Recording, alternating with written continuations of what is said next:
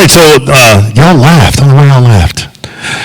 What I wanted to do is, first of all, just kind of talk about some issues in society, and you know how dads are. You know, we're always trying to control things and just make things like the way they were when we were 6 and 10 and 15 and so. But I'm learning in this new season of being a father of a young adult that I know even less than I did 10 years ago. So what I wanted to do is get some dads up there who I know personally, but who aren't pastors, who aren't ministers. So I've excluded the normal Three Musketeers. So, and I've asked a few dads to come on. So V and Tom and Jerry Anthony and Tim Curtis. So if you guys could come on up there, Sean Miller, and so we're gonna just kind of Sean Miller.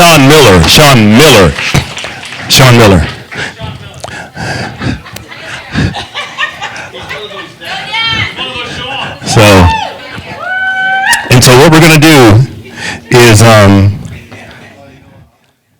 these are our normal everyday dads who don't ever perfect number, wow, and they all have mics and okay, I'm giving y'all like a 1 minute or 2 minute talk time, okay? So yeah, so introduce yourselves real quick and just tell us how many kids you have, quickly their names, and then we'll just keep going and we'll go from there. So go. Byron Wallace, I got 5, 2 boys, 3 girls. Devin, I'm trying to remember all their names. Devin, Lexus, Rihanna, Byron, and Savannah. Thanks, Blaine.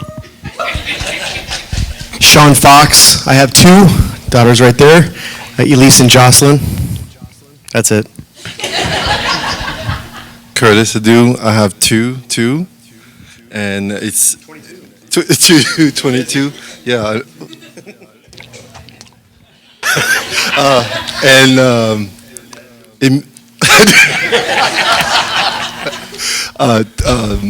Emilia and Isabella. I'm Sean Miller. I have 2 boys, no girls, thankfully, and Jerry Anthony, I have 2 sons, 1 daughter, 2 grandsons, 1 granddaughter. I'm Tom Clayton. I have 2 daughters, Amber and Autumn.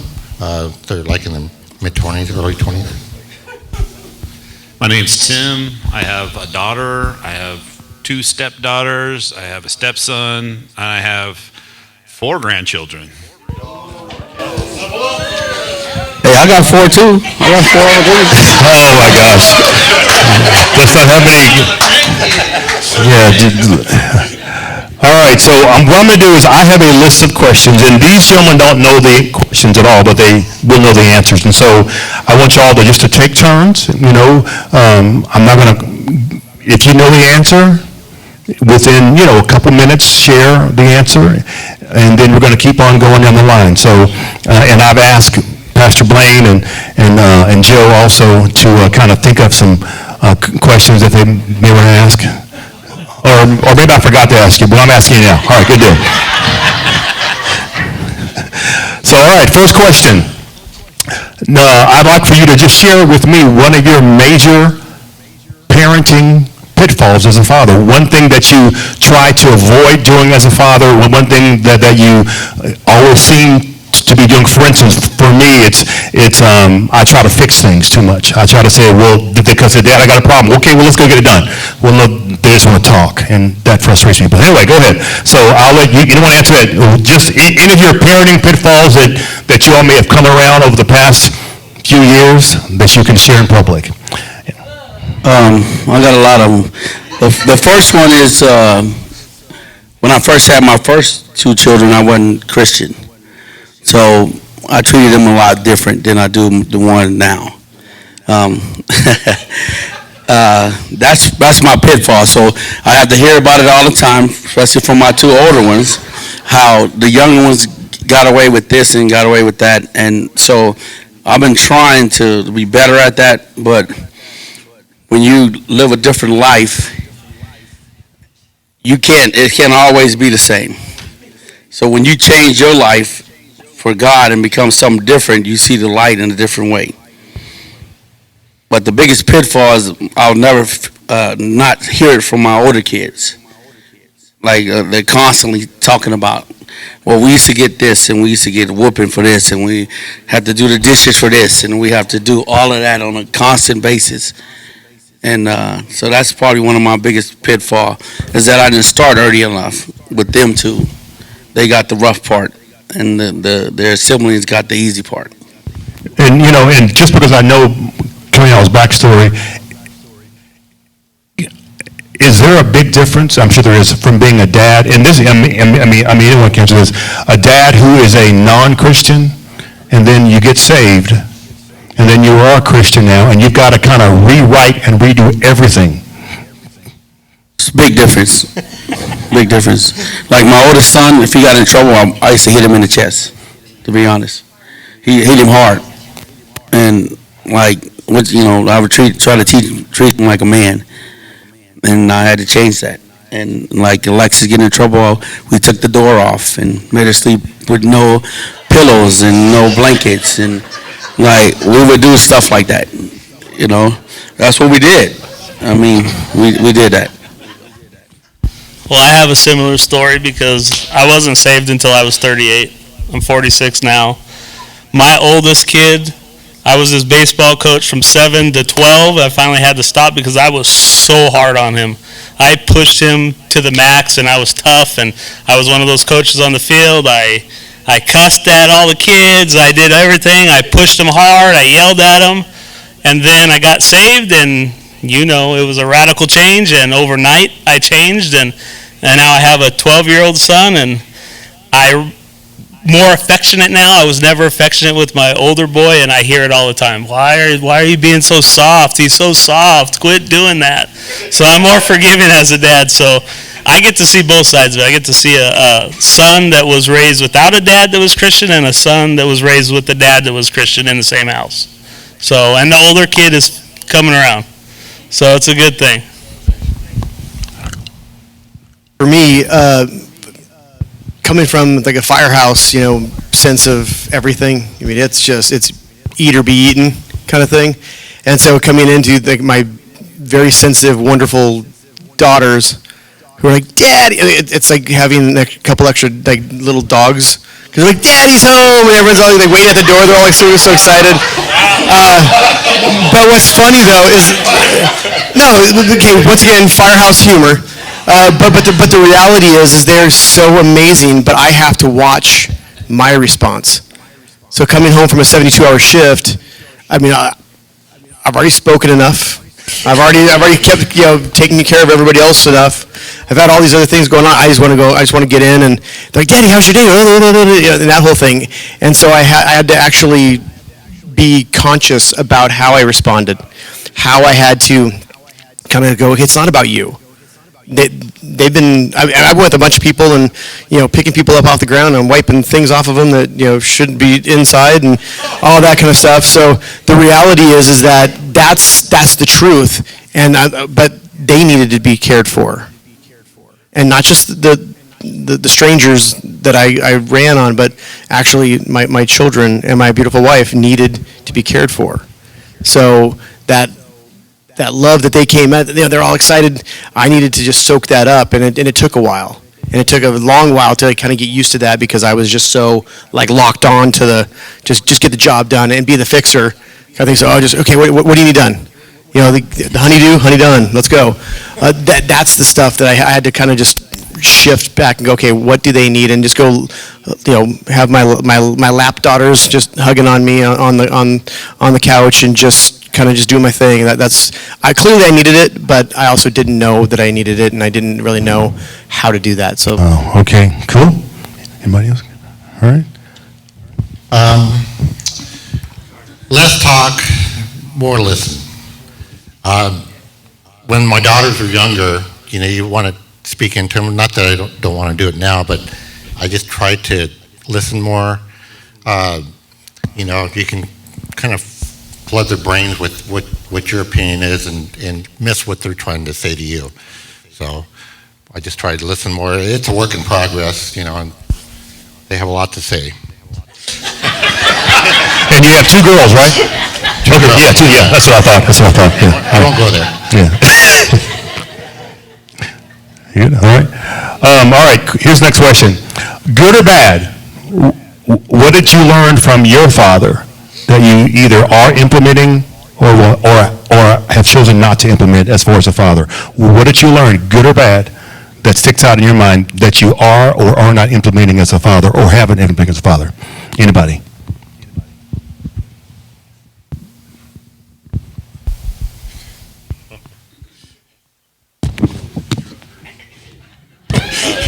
You grabbed the mic. It's your I turn. did. So, to be affectionate, it is not something that was instilled in me. So it's kind of hard.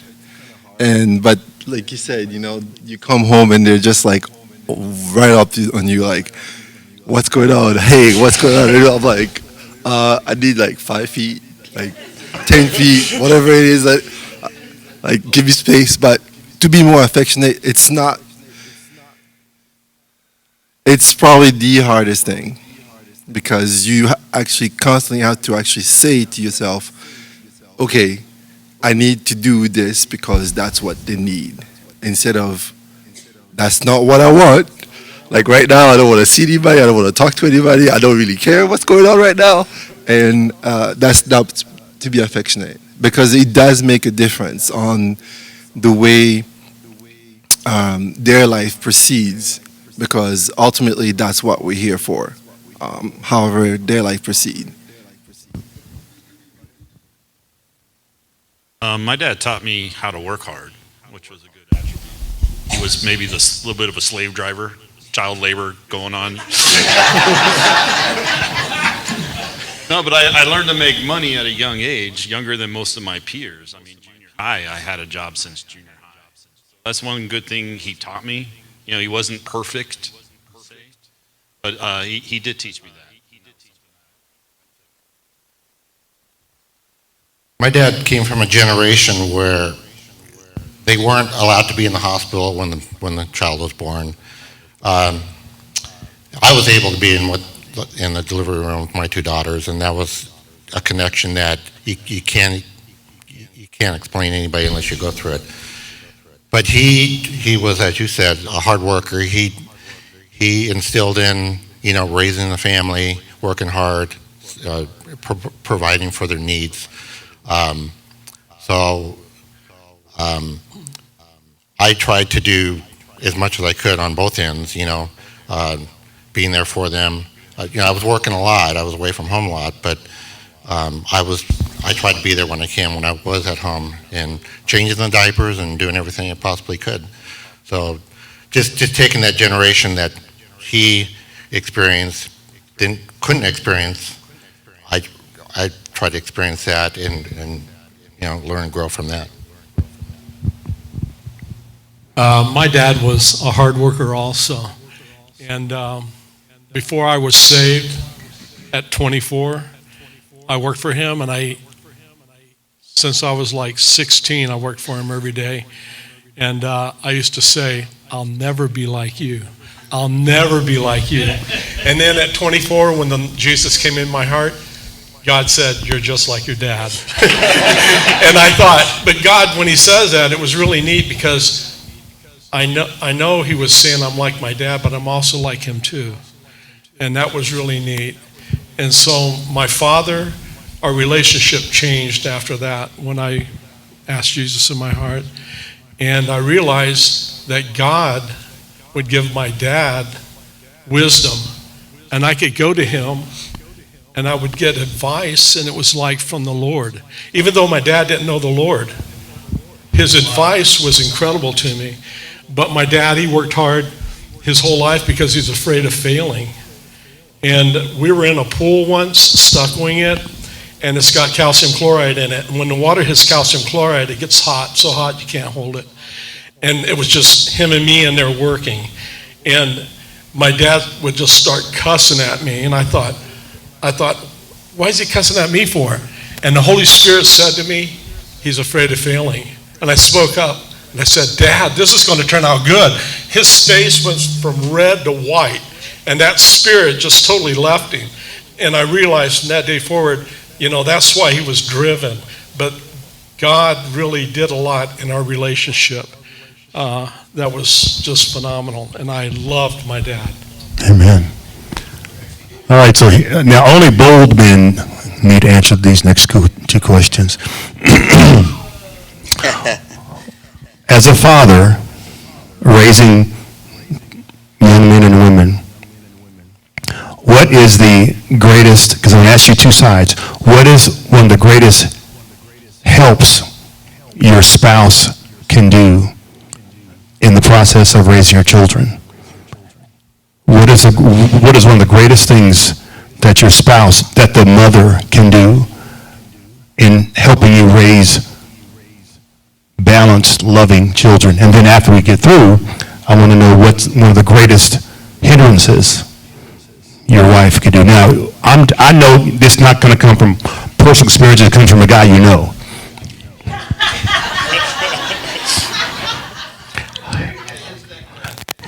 I think the biggest thing is for a spouse is keeping us grounded. Because as men, we go. So the wife's in the background, keeping us grounded as men is the biggest thing that we can. Give me an example of that. Let's see. How many examples do I have? Like I'll go at Peyton and I'll yell at him and I'll be on him about getting out and doing stuff, and and some of you know, some of you don't, he's post-cancer, so I'm pushing him to work out and go back to baseball, and he is not as driven as he should be, and I yell at him and I push him hard, and the background conversations are a little different. So it brings my perspective forward of what he's going through. I think the biggest thing is me and my wife, until lately, my kids said that they thought we never argued. Because anytime that we spoke to them about something, I think we were on the same page. But behind closed doors, she was on a different page. And she definitely let me know, but she didn't let me know in front of them. And I think that's the biggest thing for my family, because I've been a coach football and basketball at the high school for probably 15, 16 years. And so when I come home, when I lose, of course I'm mad because I'm competitive, and so is my family. Everything we do, we compete. We can be drinking water or whatever. But she kept me grounded in the background, and so she taught me to go to my children later and say, I'm sorry, I was wrong. I didn't do that right. Let's talk about that. Let's try to fix it. But she never did that in front of them. And now they're 30 and 29 and 21, 19 and 20, and they're in college, and they never thought we argued. But we did. But I think the biggest support was her not doing that in front of that. She let me lead even when I was not a Christian. She let me lead. And when we became a Christian together, she let me lead more. But she made sure that I know that I was wrong. She made sure. Hold on, that's the biggest thing for us as men, is to apologize to anybody and say we were wrong. So when you can get to that point where you can go to your kid and say, listen, I was wrong, I apologize, that's being a parent. That's the biggest thing for men to get over, is apologizing to our kids. So obviously, I'm the joker, but I make mistakes constantly, and like we all do. But I'm probably a little more pronounced at it. I mean, instead of the big red nose and the floppy shoes, I'm that clown. But the reality is, but Bridget always supports me, and shows a very united front. And then, but also lovingly, like the truth and love is huge. And hey, Sean, by the way, it kind of get me back where I'm like, oh, I didn't even see it, because once again, I've got my blinders. I want to be a fixer. I want to be all these other things.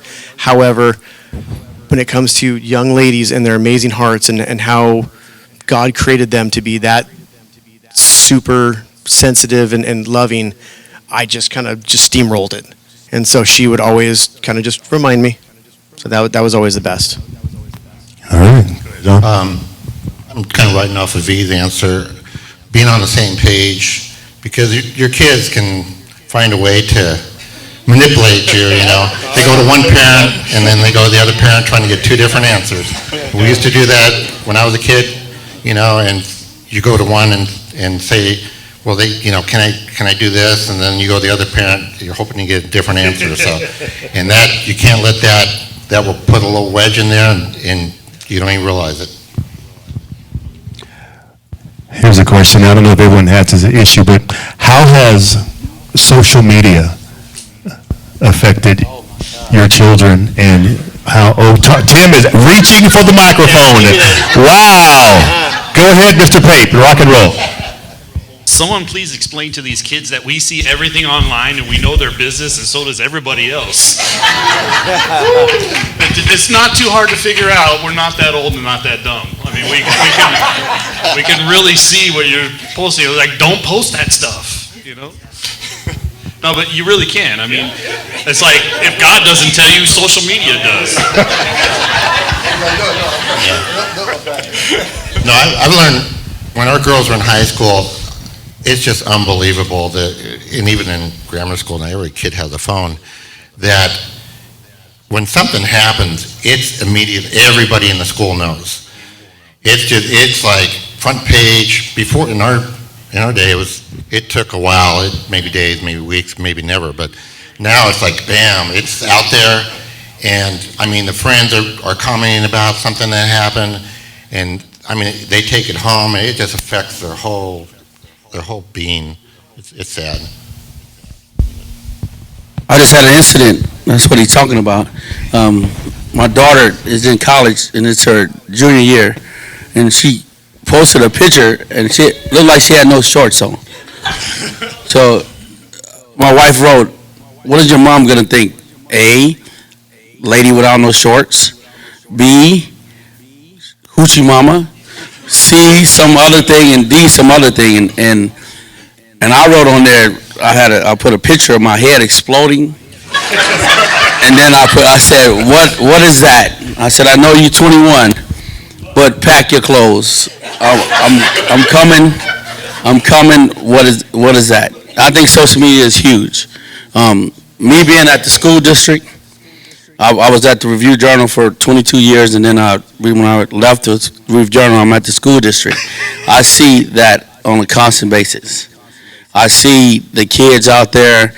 It's amazing that within a few minutes, something happened like a fight. Everybody knows it. It's done. Within a few hours, everybody know all your business. That's where all the fights come from. That's where all of that. Social media is huge. And when we didn't have that, I'm 52, so we didn't have that in our age. We had the beepers, and it took a long time. I think the biggest problem now is the kids have so much data that they can get stuff instantly that they don't have to work for it, and it's hindering them. That's what I see. I see that they don't have to do a book report by studying a book. They don't have to go and do something that we had to do. They don't like to play outside because it's just not fun. Everything comes so quick, it comes so fast, and that's all they want. They want everything fast and now. And if you don't know how to get on social media, they laugh at you. They laugh at me on a constant basis, but that's okay. When they do something stupid, I make sure all these friends know that I know. And I write all kinds of things on there. And as a coach, they were like, Dad, and then I said, well, take it off. If you take it off from them, it's going to keep writing. And I just keep on writing. But I think that's the big hindrance, social media. They don't do what we do. They don't play outside. They want stuff instantly. They never have to do book reports, like go to the library. I don't even think they know what a library is. They haven't been to the library. They haven't been to any of those studies. Wow. And it's huge. It's huge. Well, let me ask you this.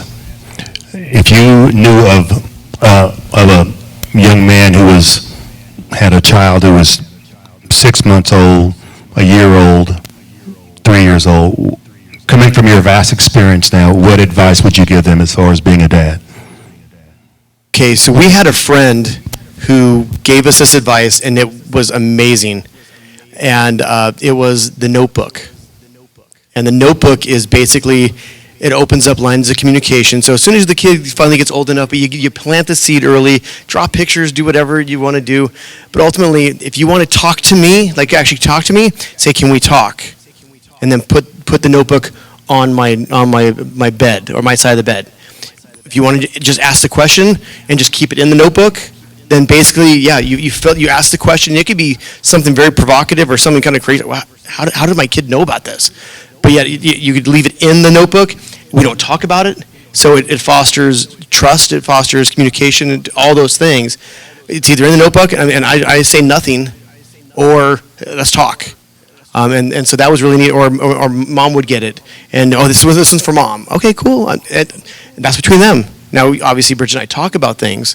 But that was one piece of advice, because my girls know they can come and talk to us about anything. It doesn't matter like how crazy it is. There's nothing off the table. So I would recommend that to everybody. Cool. Anybody else? As much as we think we know everything, we do not. As much as I think I know everything, I do not. And my best advice would be to just take a second. Think about it, and make sure whatever you do has the desired effect down the road. That's good. Instead of like that instant gratification of right now, because the point is not right now, the point is down the road, because eventually we're not going to be here. We're just stewards. We're only steward until they're 18, 20, 21, and then that's it. After that, there's nothing else. So, I mean, we wish, but Wait until you're 30-year-old son. You're still taking care of him. I say that, and I'm gonna say that in front of everybody. No, 18 and you out. I'm sorry. After that, you're on your own. If you want help, that's fine. If you live under my house, in my rules. But 18, you out. I know. Every time I say that, everybody says no. But Bring her here and tell her that. they know. Hey. And I think probably just a bunch of y'all can answer this question. What has been the hardest thing for you? Changing, I heard Joe say this a long time ago, it was so good. As your kids get older, your vision for them gets old or changes.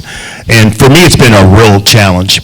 But however, what's the best advice you can give me or anybody else how to transition that relationship from being someone in high school that you're raising who needs you to someone who is a young adult, and that juxtaposition of I'm your father, I love you, but I got to let you fall on your own. And if you need me, I may not be here as much as you want me to. So, I mean, I think we have one more question, but that's it. But yeah, just kind of share with that. Anybody, go ahead. Well, and I don't know if most of you guys know my stepson, Andrew. It's funny, I'm really hard on him for the same mistakes I made when I was his age. You know what I mean? And how old is he? He's 28 now. 28. Yeah, so he's 28 now. So it's, I think we have to catch ourselves when we think, like, Curtis says, like, we don't know everything we think we know, and we can't really do it without someone stepping in and helping us. I think that's the number one thing, is you have to have someone step in and help you, because there's absolutely no way you can do all of this on your own, especially if you got a boy, you got a girl, this personality, that personality. No one person can handle it. Maybe you're good on one, but not the other. I think we need to just understand we made their mistakes, so when they make those mistakes, that we need to properly respond. And a lot of times I'll call Joe. Joe's my go-to first guy I usually call. But there's people I can call to say, this is what's going on. My wife is obviously she's the first one I call. It's her son. But my wife is usually the first person I talk to about it. And we talk with each other. And then we kind of like Farmer said, make one plan, come together with one plan. But there is a point you gotta, cut them loose. And you did the best you could, and and you pray to God that He'll bring them around like He brought you around. That's good. This is kind of one of those things for me, though, that I'm still in the midst of it. I got an 18 and almost 21-year-old, so I'm just navigating this now. But I got to be honest, this is like one of those, I'm a little bit bitter, by the way. People who have these kids and should have told you, hey, parenting an adult child is way different. And that was not in the brochure. That was not in the brochure. I looked, I went through everything, and it wasn't, because all of a sudden it's like changes, and all the stuff that, okay, you raise them to be strong, independent, amazing people, and then when they do that, you're like, wait, no, bring them back. So just so you know, it's hard. And it is one of those situations where there has to be a transition, but I'm still navigating. So if you guys got that, or maybe the addendum to the brochure, please let me know. I think raising kids is a lot like our walk with God. I think as you read the Bible more and more, every time you read a passage, something comes out of that passage that's different that you didn't get last time, and you're at that point in your life. And I think as we grow in Christ, everything changes for us. We see things differently. We read passages differently at that time in our life, and that's how children are. When they're toddlers, they're different. When they hit 6 or 7, they change. When they hit 10 and 11, they change. When they hit 12 and 13, they really change. Yes, Then the hormones kick in and puberty and all that. So I think raising kids, there's no really right or wrong that we can do. It's just our walk with God. We do right, we do wrong with God. Same thing with our children. As long as we're able to admit it and step up and grow from that, that's how raising kids is walking with God. I agree with Sean on that. To piggyback, if we treat our spouse like we supposed to treat them, then our children see that. And coming up in the life that I came up in, thug life, they're always looking for that person that's like their father was or like their mother. So if we're treating them right, and we're in the Bible doing what we're supposed to do, when we let them go, sometimes they fall, but they always return back to where they started. So if we give them that, and we treat our spouse the way that we are supposed to be treating them, and our spouse treat us the way they're supposed to be treating us, and they see that, then I think it's a good foundation. I got a 30-year-old and 29-year-old, and my last baby, I'm not letting go, Curtis. She can stay with me for the rest of her life. But the rest of her life, she can stay with me. But rest of her life. But if we treat our spouse the way that the Bible tells us to treat them, we find favor. And men, we find favor in our wives. And if we treat them right, and we don't let them go, because you lose that favor if you let them go, because that's your favor. And if you let them go, you don't have that favor no more. So my wife is not going. She's staying forever.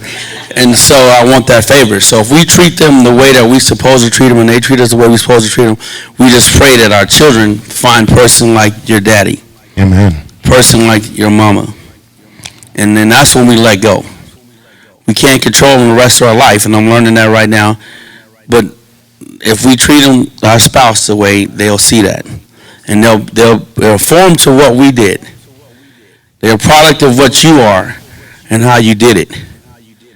You might not be right all the time, but they are a product of what you done and how you done it. Good. They're watching you. Pastor Blaine, Joe, anything? Any wise thoughts, processes? All right. Prepare for change. If you're not yet, it's going to come. I was going to say that, what I found the difference between raising young daughters and now they're going into young womanhood is when they were younger, they were just out doing, playing and hanging with their friends. Now they're trying to figure out where they're at in life, what they're going to do with their job, and they're trying to just figure that place. And I know when I was in my early 20s, I was doing that too. But the difference was, with raising daughters, and Joe can attest to this, having daughters. with the different relationships, that your daughters have, and you're like, okay, you want to be that watchful eye, but, and protect them, but they're growing too. They're young women, and they're making choices, and you want to make the choices for them, but, they're young women. You can, when they come to you for advice, you give them advice, but, you just, it's hard to put your 2 cents in and overshadow what they're going through. Great, awesome. Yeah.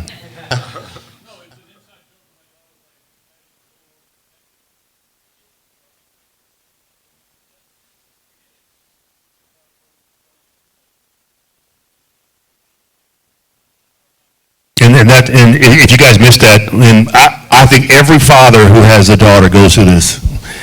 Is that, just like you said, is that we always see our daughters as this little girl here that we held and hugged and kissed and ran to us and missed us and everything. And now, wait a minute, do you want to be with this? And we could go, no, this, but then they're 20, and then you got to balance that out because you don't want to lose your daughter, but you don't want her to lose her. Ooh, preach right there, boy. That's a T-shirt right there. So anyway. So, and that's where I think a lot of us men who are fathers who have daughters need a lot of prayer and support because it's hard. So, yeah, exactly. Ooh, yes. Say that again, B. Yes, that person, that man that's going to marry my daughter they're taking their last name, and they're taking my last name from my daughter. And so he better be worthy to be her covering. Because yeah. Who gives his daughter to yeah. I just won't show up. Anyway, but y'all just pray for me. Yeah. So, was this good for anybody? Okay, good, awesome. Well, I want to thank you guys. Thank dads. You're awesome. Good job, boys. All right. Well, we love you all in Power Life Church family, and we'll see you guys next Sunday. Have a great Sunday, Father's Day. I'm going to go eat a ribeye, and then go to Star Nursery. Praise God. All right. Oh.